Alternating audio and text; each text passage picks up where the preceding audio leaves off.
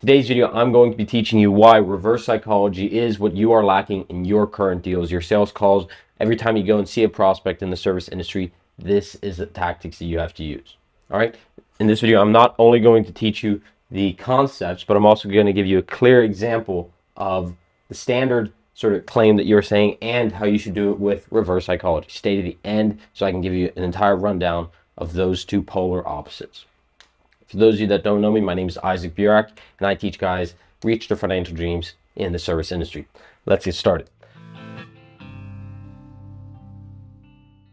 The capital concept of reverse psychology is that you have to come from an abundance mindset, not a scarcity mindset. This means that they need me more than I need them. The client, they need your services because they are in a scarcity mindset, you can say, because they can't find you, your service, your company, your entire offer anywhere else.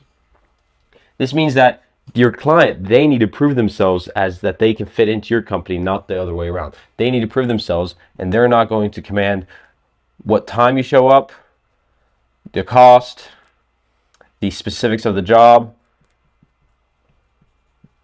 They're not going to command anything else, and they need to prove themselves to your company.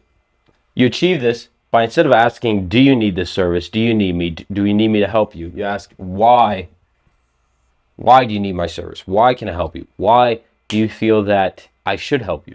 Like I said, not only does this change the frame from a standpoint of them needing to prove themselves to you, but it also gives you head points and a head start to any objections.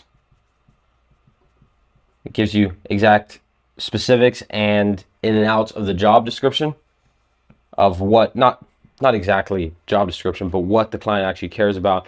And furthermore, the power behind this doesn't only come from the frame changing from you being from a higher abundance standpoint and the client being a scarcity and handling of the objections, but your client, when they can tell themselves, why do I need this? I need you for this reason. I need you because I haven't been able to find work. Subconsciously, they're telling themselves that they need you.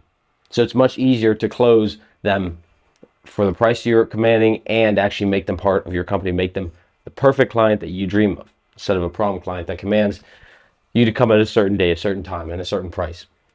Now I realize this strategy that I just explained is much easier when you actually are in abundance with clients. However, and I know it's difficult when you're starting out, Isaac, how can I implement this strategy when I'm fighting for every client, when I'm right on the edge and I need everybody I can get? I realized that, and I was in your position as well. However, as soon as you start bending over to their best desires and bending over to their frame of mind, and when you start wanting to serve everybody, that's when you are going to serve no one. As soon as you want everyone, you'll have no one.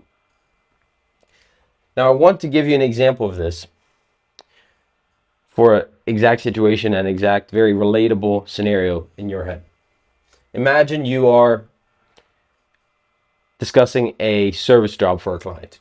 You ask, previous times, you might ask, would you like to start today? And you, in your mind, you're thinking this is easy, no stress, doesn't emotionally spike. However, this, once again, puts the client in the driver's seat. That's not what you want. Versus, is there any reason why you would not want to work with me today? This allows you to handle objections. And once again, you say this before you start talking about the intricacies of the job. It allows you to handle the objections before that and allows you to talk about the job from a frame of mind of exactly what your client cares about and what they possibly would have sort of rough points or concern with.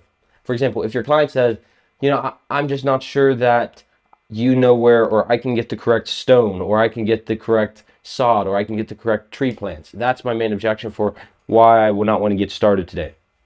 Then you know exactly the topic that your client cares the most about, and you can only talk about that. You know the exact hotspots of what the client cares about and why they're doing this job in the first place. Puts the ball in your court, there's no stress, and all the attention is, again, the frame of mind of that they should start with you. Not if, but when.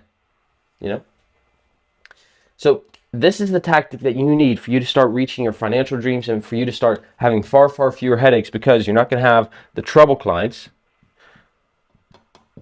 who command you to come at this time, who command you with the price, who always constantly ask you to start doing things outside of the job description, because you had them prove themselves to you from the beginning. And if they could not prove themselves to you, you didn't sign them as a client. This is the reverse psychology tactic that you need in your service business. This has been Isaac Bjork with 2B Green Consulting. We'll see you in the next one.